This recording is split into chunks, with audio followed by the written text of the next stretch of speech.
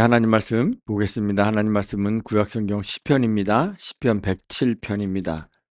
1절부터 43절까지 시편 107편입니다.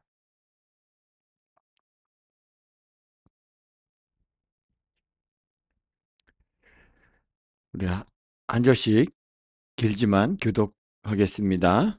제가 먼저 읽습니다. 여호와께 감사하라. 그는 선하시며 그 인자하심이 영원함이로다.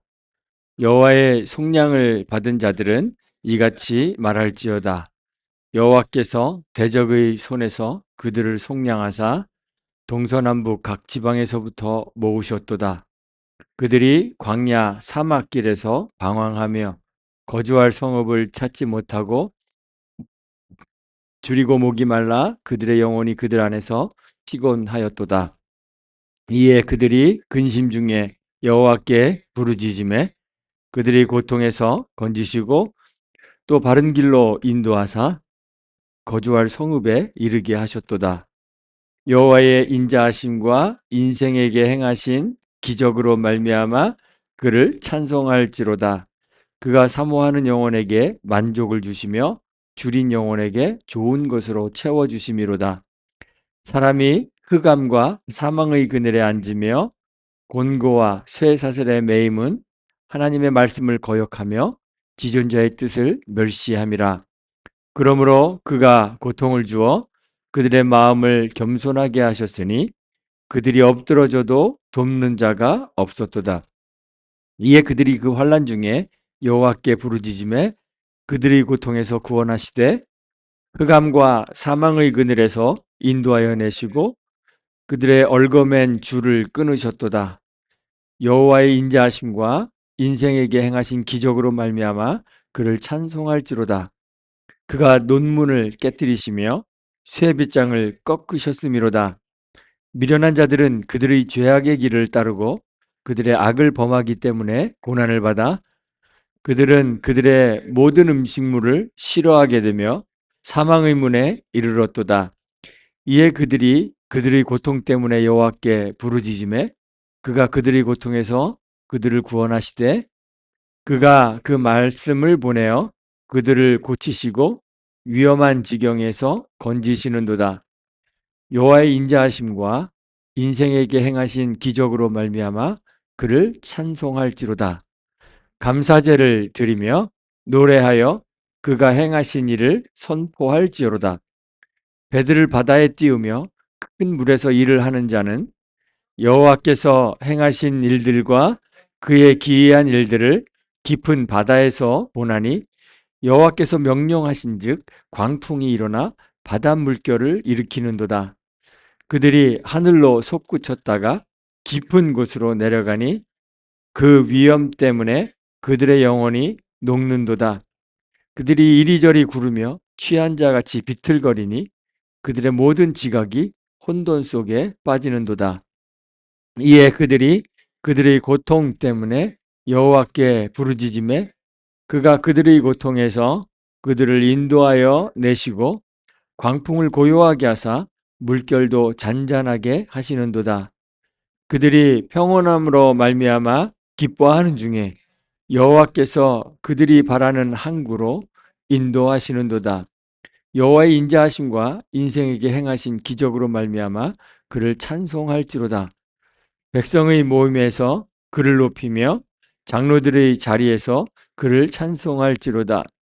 여호와께서는 강이 변하여 광야가 되게 하시며 샘이 변하여 마른 땅이 되게 하시며 그 주민의 악으로 말미암아 옥토가 변하여 염전이 되게 하시며 또 광야가 변하여 못이 되게 하시며 마른 땅이 변하여 샘물이 되게 하시고 줄인 자들로 거기에 살게 하사 그들이 거주할 성읍을 준비하게 하시고 밭에 파종하며 포도원을 재배하여 풍성한 소출을 거두게 하시며 또 복을 주사 그들이 크게 번성하게 하시고 그의 가축이 감소하지 아니하게 하실지라도 다시 압박과 재난과 우환을 통하여 그들의 수를 줄이시며 낮추시는도다. 여호와께서 고관들에게는 능욕을 쏟아부으시고 길 없는 황야에서 유리하게 하시나 궁핍한 자는 그의 고통으로부터 건져주시고 그의 가족을 양떼같이 지켜주시나니 정직한 자는 보고 기뻐하며 모든 사악한 자는 자기 입을 봉하리로. 같이 있습니다. 지혜 있는 자들은 이러한 일들을 지켜보고 여호와의 인자하심을 깨달으리로다. 아멘.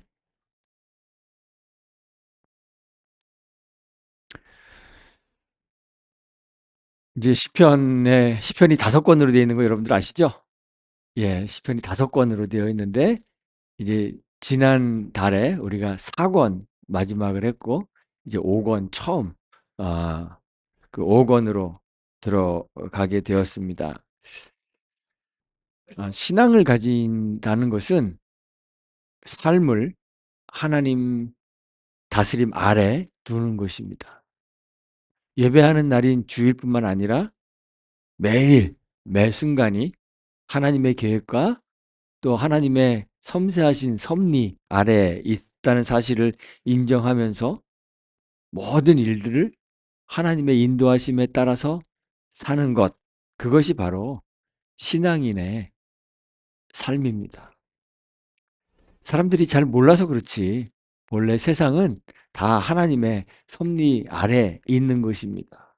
우리가 인식하고 있지 않던 또 인식하던 그런 것과는 상관없이 우리가 깨닫고 인식하는 것과는 상관없이 하나님은 원래부터 세상을 주관하십니다. 섭리하십니다.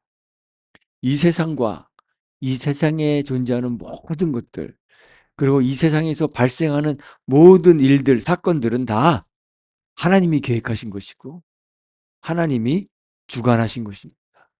하나님이 창조하셨고 하나님이 계획하신 대로 운영하시는 것입니다. 이게 너무 확실한 사실인데 죄 때문에 사람들은 이 당연한 사실을 깨닫지 못하고 사는 거예요. 너무너무 당연한 이 사실을 세상의 사람들이 그리고 우리가 잊고 살고 있는 것입니다. 죄 때문에. 죄가 하나님과 우리 사이를 가려서 우리가 하나님 아는 것을 방해하기 때문에 그렇습니다. 그래서 사람들은 하나님의 존재도 인정하지 못하는 것입니다. 보지 못하니 인정하지 못할 뿐입니다. 하나님은 분명히 존재하고 계십니다. 존재하고 계실 뿐만 아니라 섭리하고 계십니다. 섭리가 뭔지는 아시죠? 예, 간섭하고 이끌어 가시고 하는 모든 하나님의 그 활동을 섭리라고 그렇게 불러요. 하나님 섭리하고 계세요. 그런데 하나님을 눈치채고 있지 못하니 안타깝습니까? 안타깝지 않습니까? 참 안타까운 일입니다. 그리고 얼마나 어리석은 일이에요. 그렇죠? 그래서 시편의 시인이 시편 14편에 보면 하나님 없다 하는 사람들을 뭐라고 부르냐면 어리석은 자다 그렇게 불러요. 어리석은 사람들은 이르기를 하나님은 없다 합니다. 이렇게 노래했습니다. 반면에 하나님의 존재를 깨닫는 것, 그리고 그 하나님을 경외하는 것, 그것을 시편의 시인들은 뭐라고 불렀을까요? 지혜와 지식의 근본이다 그랬습니다. 여호와를 경외하는 것이 지혜의 근본입니다. 여호와를 경외하는 것이 지식의 근본입니다. 시편에서 잠언에서 지혜자들이 그렇게 이야기합니다. 경외, 경외라는 것은 한자로는 공경할 경자에다가 두려워할 외자를 써요. 너무 공경해서 막 두려움을 느낄 정도로 공경하는 거, 그걸 경외라고 합니다. 히브리어 원문에서는 이라라는 단어를 사용했어요. 이라.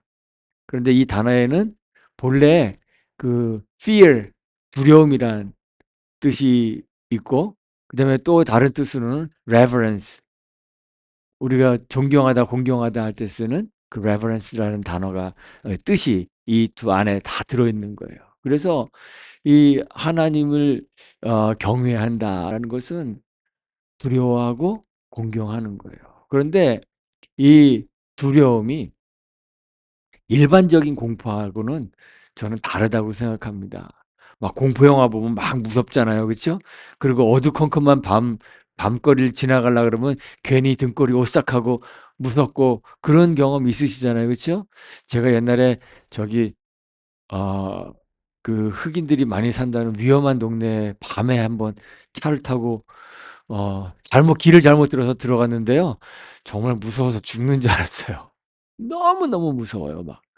그, 그 동네가 정말 무서운 동네래요. 근데 제가 그때는 위스콘신 살 때인데 뭣도 모르고 거기 들어갔는데 정말 무섭더라고요.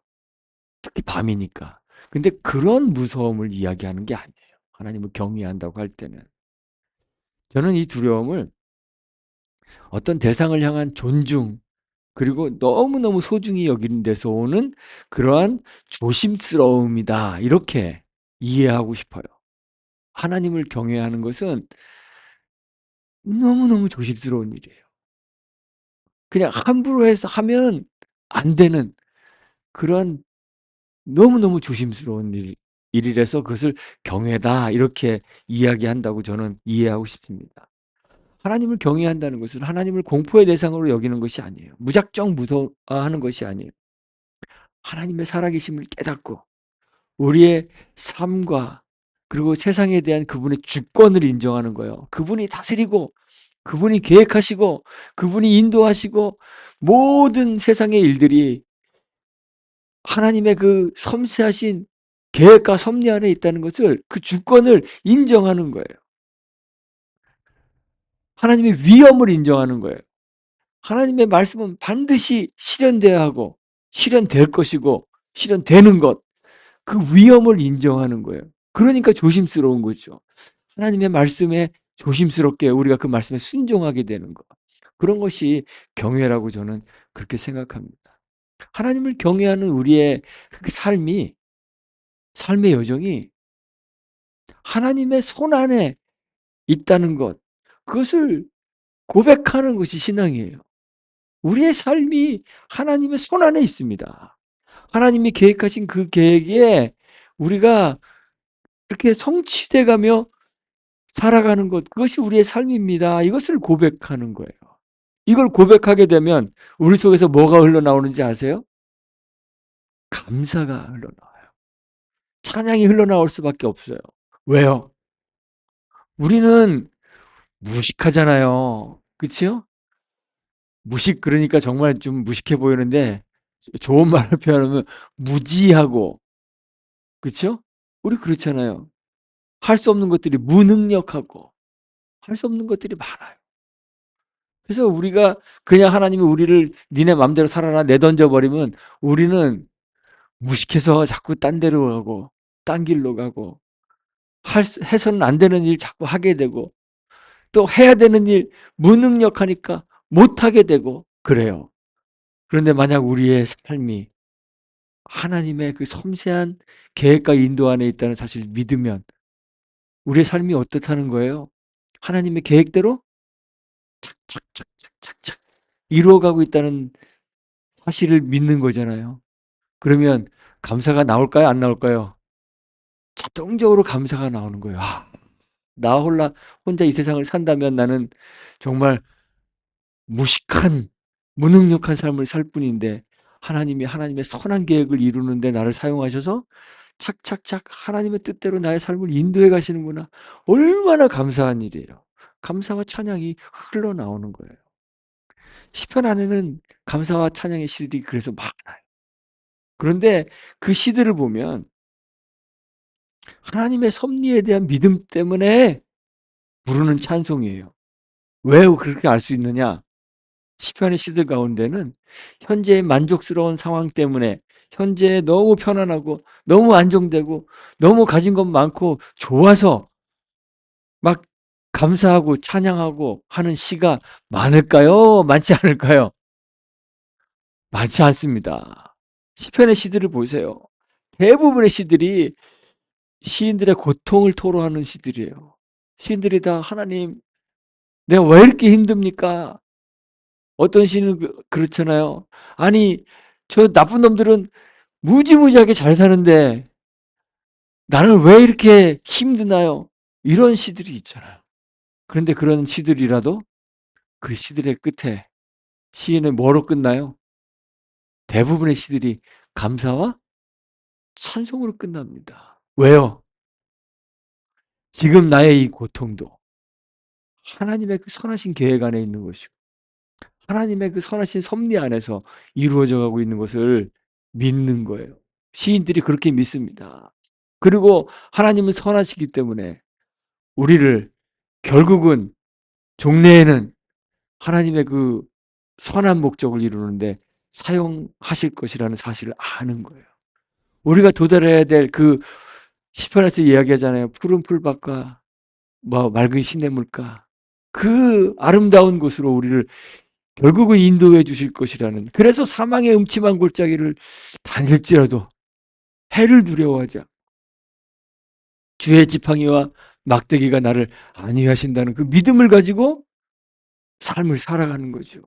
그래서 감사하는 것입니다. 찬송하는 것입니다. 시편의 시인들의 삶이 우리와 크게 다르지 않아요. 매일 힘들어요. 힘든 일 많이 없습니다. 어쩌면 우리보다 더 큰 슬픔을 안고 살아갔어요.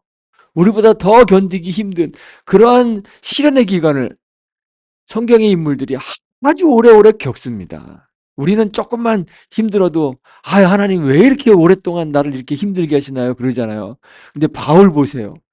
그 인생이 평생을 예수님을 만난 순간부터 주님께로 부름받는 그 순간까지 단 하루도 편안한 날을 살지 못한 사람이었잖아요. 그런데 바울의 글들을 보십시오. 바울이 쓴 성경들을 보세요. 항상 기뻐하라. 쉬지 말고 기도하고 범사에 감사하라. 어떻게 그런 찬양들이 흘러나와요?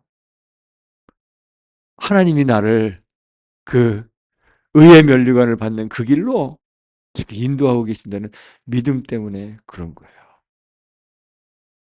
하나님의 뜻은 언제나 선하시다는 그 확고한 믿음 때문에 시인도 그렇고 성경의 인물들이 매 순간을 감사하며 하나님을 찬양할 수 있었던 거예요. 그런 사람들이 성경이 말하는 바로 지혜로운 사람들인 거예요. 여호와를 경외하는 사람들, 여호와를 아는 사람들. 시편 107편의 시인도 보면 시편의 노래를 듣는 청중들, 그리고 이 시를 읽고 있는 우리와 같은 독자들, 모든 사람들을 다 감사와 찬양으로 초대해요.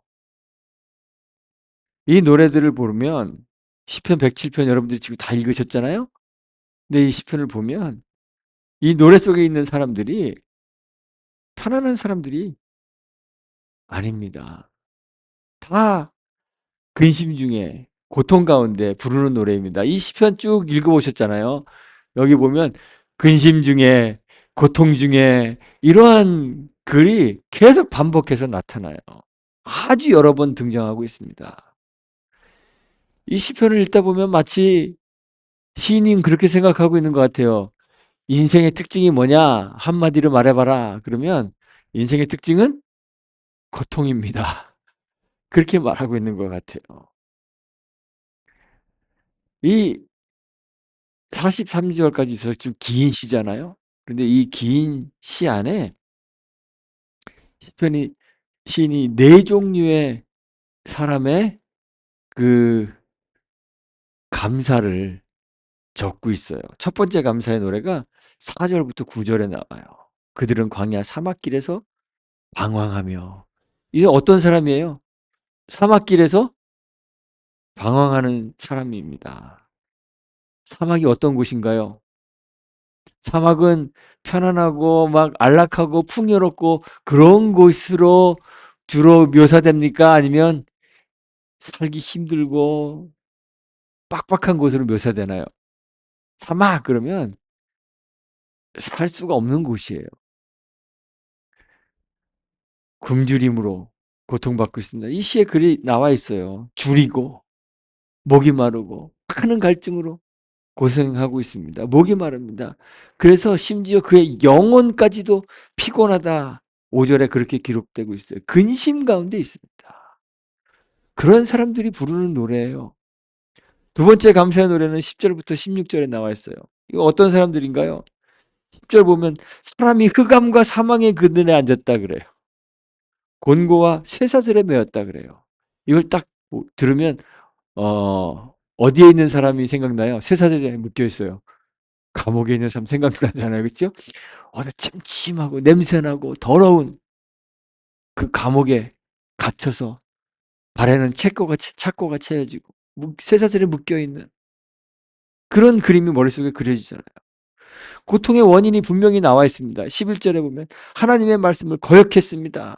지존자의 뜻을 멸시했습니다. 그래서 고통을 받습니다. 그래요. 어떻게 고통을 주시느냐 주님이 그들의 마음을 겸손하게 하고 겸손이란 험블이라는 것은 뭐 내가 스스로 이렇게 겸손하는 좋은 의미도 있지만 저기 낮아져서 비천하게 된다는 그런 의미도 포함되어 있어요. 겸손이라는 것은. 그러니까 비천하게 됐어요. 그리고 비틀거리게 만드셨다 그래요.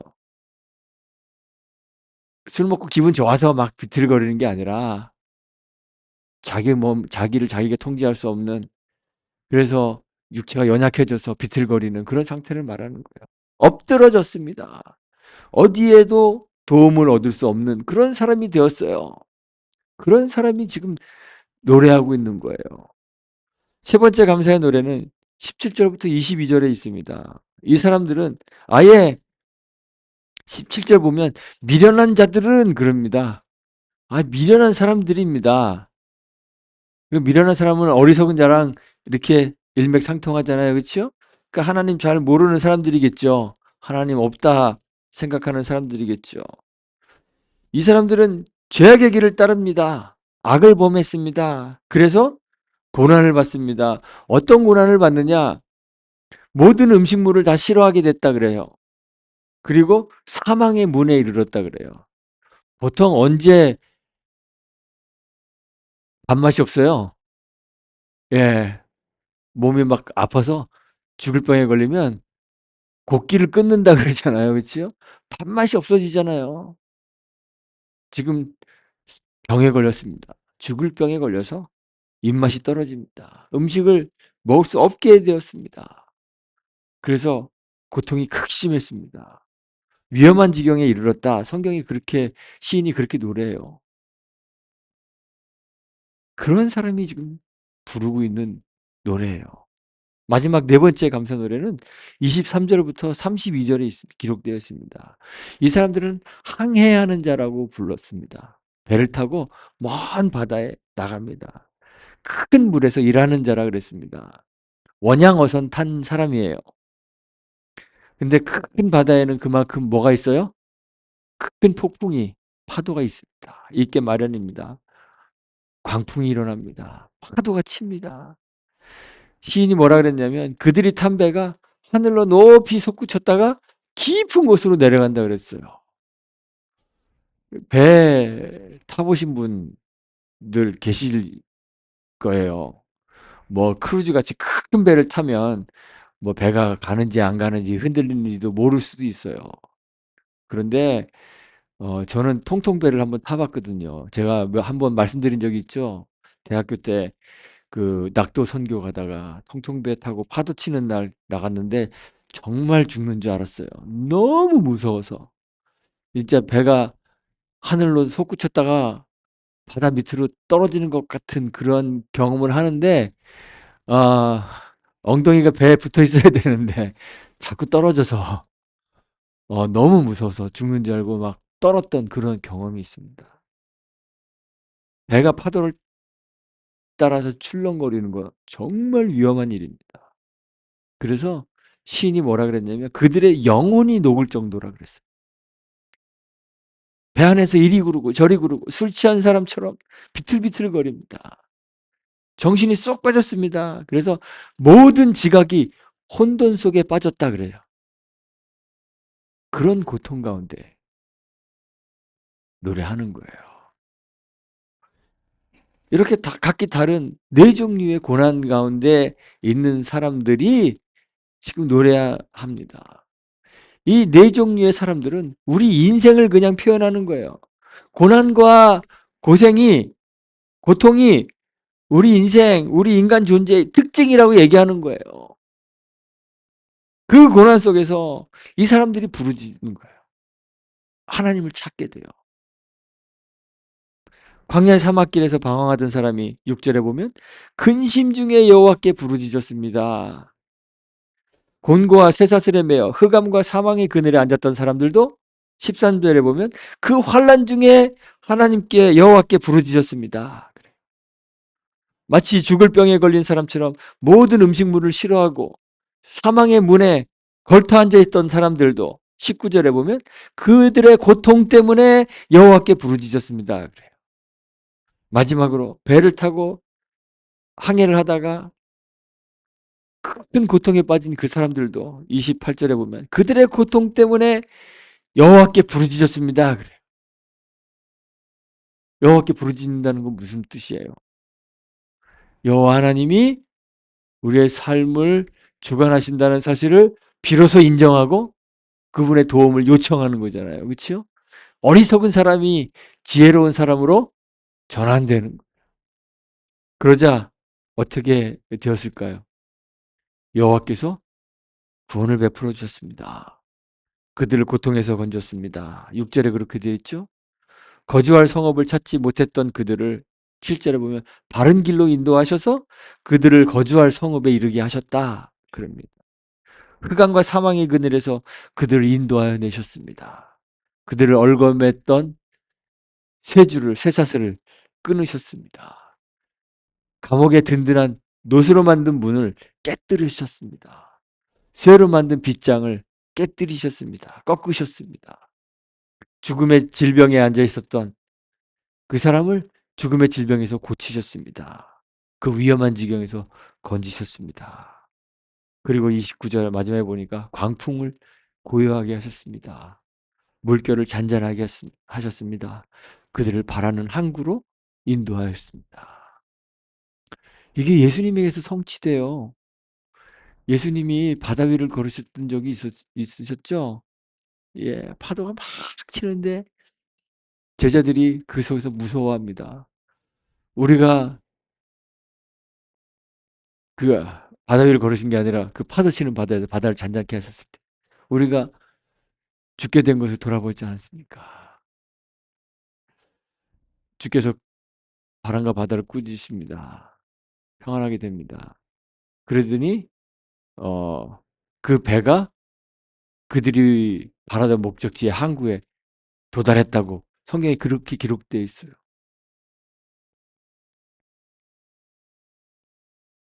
그 주님의 그 기적은 다시 말해서 뭘 의미하냐면 인생의 그 폭풍우 같은 그런 파도가 일어나는 바다를 살아가는 것 같은 항해를 하는 우리 인생들이 주님 안에 있으면 우리가 알지 못하는 사이에 우리가 바라는 천국, 그 하나님 나라에 도달하게 될 것을 보여주는 것이에요. 그리고 그 예수님께서 십자가로 그것을 우리에게 확인시켜 주셨죠. 이 시는 아수르와 바벨론에게 패망해서 고통을 겪고 있었던 사람들, 그리고 포로로 끌려갔던 사람들, 그리고 포로에서 돌아온 사람들, 그 사람들을 염두에 두고 쓴 시예요. 그러니까 그 역사적 배경이 바벨론 유수와 그 포로 귀환이 되겠죠. 그들은 하나님께서 그들에게 기업으로 주셨던 땅을 잃어버렸습니다. 그래서 처음에 나오는 것처럼 광야에서 헤매고 있었던 사람들처럼 이방 땅에서 방황하고 있었습니다. 그들이 있어야 할 곳에 있지 못하고 방황하는 사람들이었어요. 마치 감옥에 묶여 있는 사람들처럼 압박을 받으며 바벨론의 압박을 받으며 그렇게 살고 있었어요.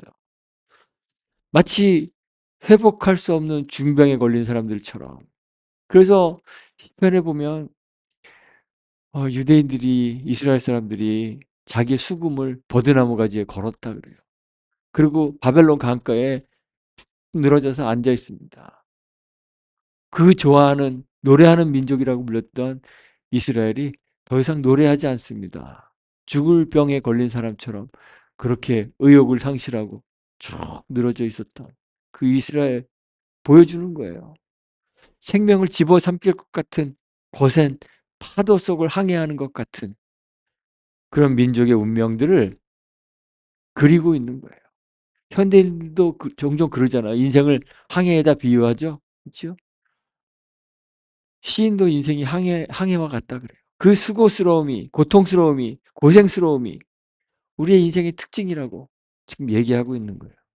그런데 아무도 예상할 수 없는 일이 일어난 거예요. 과거 이스라엘이 애굽에 있을 때, 애굽에서 종살이하고 있을 때 누가 상상이나 할 수 있었겠어요? 그 당시에 최고의 그 군사력을 가진 강대국이었던 그 이집트에 애굽의 결박을 끊고 출애굽할 수 있을 것이라 누가 상상이나 할 수 있었겠어요. 그런데 그들을 애굽에서 건져내셔서 약속의 땅 가나안으로 들이셨던 그 하나님께서 이번에 다시 한번 기적을 베풀어 주신 거예요. 포로로 끌려갔던 이스라엘을 다시 약속의 땅으로 하나님 도성 예루살렘으로 돌려보내신 거예요. 돌아오게 하신 거예요. 이런 일이 역사 속에서 일어난 적이 없습니다. 페르시아 제국이 당시에 최고의 그 강대국인데 그 최고의 강대국의 최고의 권력자인 고레스의 마음이 움직여서 아니 뻔히 자기들 노예로 있는데 그를 돌려보낼 그런 바보 같은 사람이 어디 있겠어요. 그런데 그런 일들이 일어났습니다. 고레스의 마음을 움직이셔서 유다 백성들을 자신들의 기업으로 귀환할 수 있도록 하나님 만들어 주시죠. 바른 길로 인도하셔서 거주할 성읍에 이르게 하셨다는 이 말씀이 그런 것들을 표현하고 있는 거예요. 이는 이러한 이스라엘 역사를 이렇게 가만히 살펴보면서 자신들이 걸어왔던 자신들의 인생의 삶들을 돌아보면서 그들을 위하여 자신들을 위하여 일하시는 하나님의 섭리를 보는 거예요.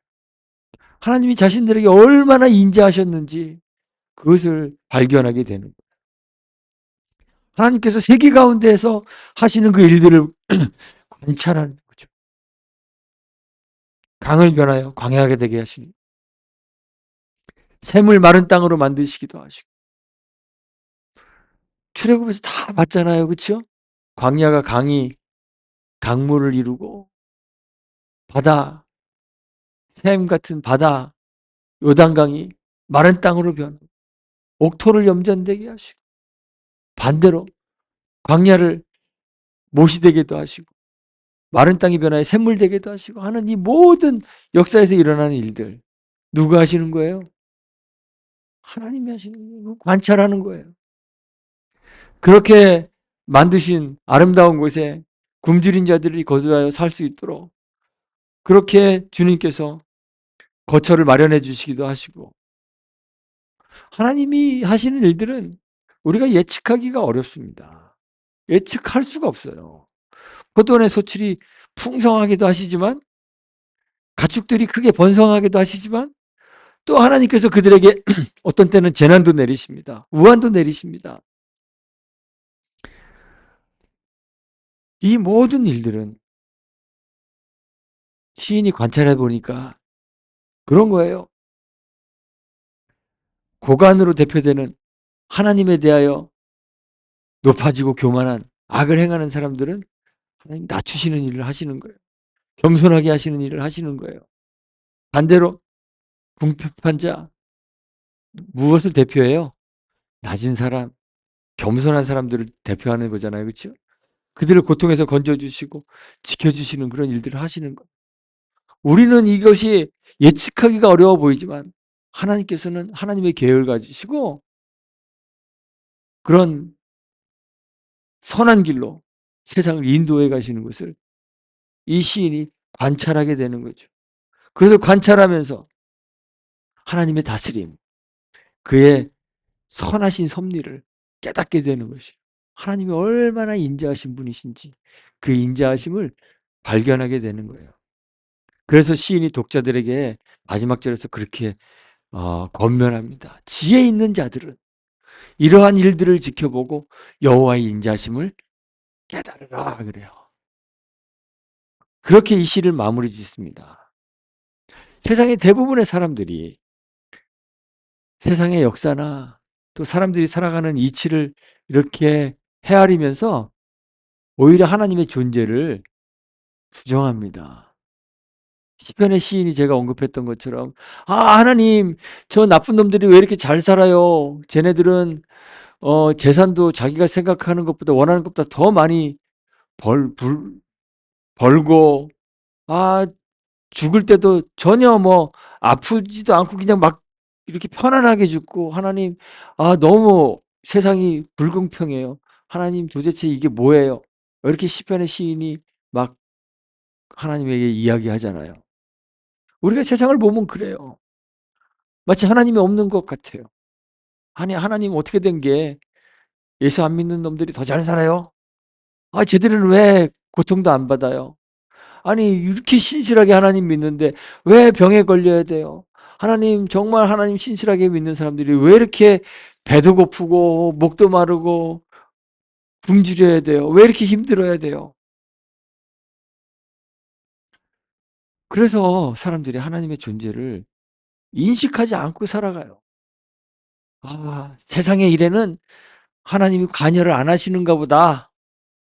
그렇게 그냥 살아갑니다. 신자라고 자처하는 우리들도 그렇잖아요. 우리의 피곤하고 고달픈 인생살이 속에서 하나님의 선하신 섭리, 하나님의 인도 발견하는 것이 쉬우십니까? 쉽지 않으십니까? 쉽지는 않으시죠? 그냥 교회 나와서 목사님들이 하나님께서 우리를 인도하셨습니다. 그러니까 그냥 아멘 하시는 거지. 실제로 신자라고 자처하는 우리들이 매일 삶 속에서 하나님의 섭리를 느끼고 발견하고 그렇게 살아가십니까? 매일 발생하는 지극히 세속적인 일들은 그냥 세속적인 일이다, 세상의 일이다, 그렇게 여기시잖아요. 그래서 세상의 일들은 세상의 방식으로 해결하거나 처리하면서 살아가는 것이 지극히 당연한 일이다, 그렇게 여기며 하루하루를 보내고 계시잖아요. 그러지 않으시는가요? 그렇기 때문에 신자인 우리마저도 우리의 삶을 계획하시고 우리와 함께 하시고 섭리하여서 인도해 가시는 그 하나님의 존재를 눈치채지 못하고 살아가는 거예요. 하나님 의식하지 않고 살아가는 날들이 참 많은 거예요. 저도 그러게요. 저도 그래요. 근데 여러분들도 그러시겠죠. 저만 그런가요? 저만 어리석은 놈인가요? 그러실 거예요. 근데 그렇게 사는데 사는 게 불편하십니까? 전혀 안 불편하시죠? 저도 잘 불편함을 못 느끼고 그렇게 살아요. 일주일 중에 대부분을 섭리하시는 하나님 인식하지 않고 살아도 그렇게 큰 불편을 느끼지 못하는 거. 그것이 사실 우리의 문제입니다. 성경은 그런 사람들을 어리석은 자라고 그렇게 불러요. 우리가 대놓고 입으로는 하나님 없다 이렇게 선언하지는 않지만 우리의 삶이 그렇게 말하고 있잖아요. 그래서 시인이 마지막으로 묻는 거예요. 지혜 있는 자가 누군가? 우리에게 묻습니다. 지혜 있는 자라면 시인이 한 것처럼 자신의 삶과 세계를 관찰하면서 그 속에서 여호와의 인자하심, 주의 인자를 깨달아야 하지 않겠느냐 이렇게 우리에게 묻는 거예요. 우리의 인생은 고난, 시련, 고달픔 뭐 이런 것으로 특징 지어질 수 있습니다. 인생이 원래 그런 거래요. 고달픈 거래요. 쉬운 삶은 없답니다. 언뜻 보면 그런 우리의 삶에 하나님이 개입할 여지가 전혀 없는 것처럼 그렇게 보이기도 합니다. 그런데 우리가 시인과 같이 우리의 삶을 자세히 들여다보면 거기에는 자기 백성을 구원하시는 하나님의 인자하심이 발견될 수밖에 없습니다. 거기에는 우리를 계획하시고 섭리하시는 하나님의 손길이 발견될 수밖에 없습니다. 사무엘상 2장에서 한나가 기도하잖아요. 한나의 기도가 뭐 이렇게 복잡한 것 같지만 그 속에 한 가지 중요한 메시지가 있어요. 하나님 가난하게도 하시고 부하게도 하시고 그런 삶의 굴곡들을 하나님이 만들어 주신다는 거예요. 낮아지기도 하시고 높아지기도 하시고 하나님이 하시는 그걸 그냥 인정하고 발견하고 인정하는 거. 우리도 그렇잖아요. 가난하게도 부하게도 되는 그런 삶의 굴곡들 속에서 낮아지기도 하고 높아지기도 하는 인생의 파도들 속에서 때로는 가난한 자가 진토에서 일어나고 빈궁한 자가 더미에서 올라서서 기적들과 함께 앉는 그러한 특별한 인생의 역전 드라마 같은 그러한 인생 속에서 우리는 그런 것들을 발견해야 되는 거죠. 세상을 도덕적으로 바르고 정의롭게 통치하시는 하나님, 가난하고 궁핍한 자, 정직한 자들을 구원하시는 하나님의 그 통치, 하나님의 섭리, 그의 인자를 발견해야 되는 거예요. 그걸 발견하게 될 때 우리의 속에서 진정한 감사와 찬양이 흘러나오는 것입니다. 지혜 있는 자들은 이러한 일들을 지켜보고 여호와의 인자하심을 깨달으리로다. 하나님 의식하지 않고 편안하게 사는 어리석은 자가 아니라 주의 말씀과 우리의 일상에서 여호와의 인자하심을 깨닫는 저와 여러분들이 되시기를 간절히 소망합니다. 감사와 찬양을 쉬지 않는 지혜 있는 우리 온유한 소망교회 성도님들 다 되시기를 주님의 이름으로 축원합니다. 기도하겠습니다. 하나님 감사합니다.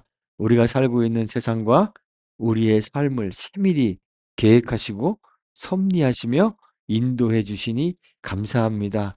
우리의 지각을 일깨워 주셔서 우리의 삶에 놓여져 있는 주님의 섭리, 주의 인자를 깨달을 수 있도록 이끌어 주옵소서.